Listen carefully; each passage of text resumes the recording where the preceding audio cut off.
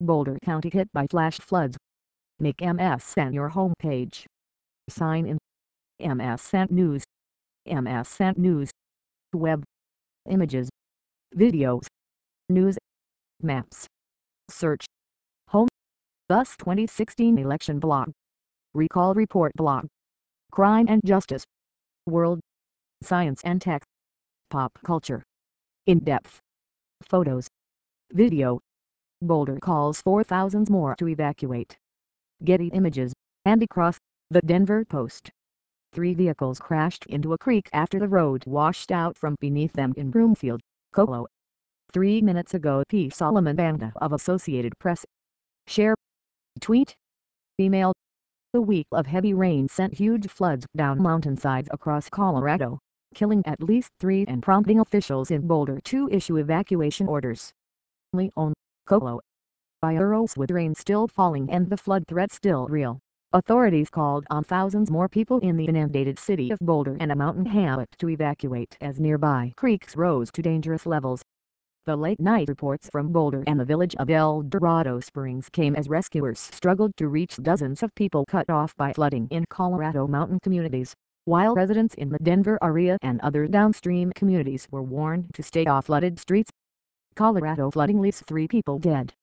20 hours ago duration, 0 minutes and 57 seconds views, 13K. The towns of Leon, Jamestown and others in the Rocky Mountain foothills have been isolated by flooding and without power or telephone since rain hanging over the region all week intensified late Wednesday and early Thursday.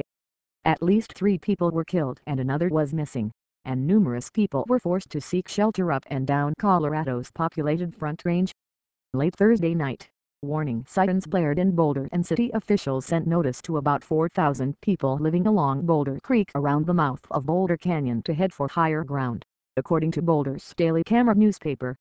The alert was prompted by rapidly rising creek levels caused by water backing up at the mouth of the canyon because of debris and mud coming off the mountainsides, the City Office of Emergency Management said. The creek began to recede after midnight, but the conditions remain dangerous and a surprising amount of water is still flowing into the city's streets, Police Chief Mark Bettner told the Daily Camera after touring the damage. Early Friday, Boulder County spokesman James Burris said the entire hamlet of El Dorado Springs, about 500 people, was urged to evacuate because of a flash flood and mudslide threat along South Boulder Creek.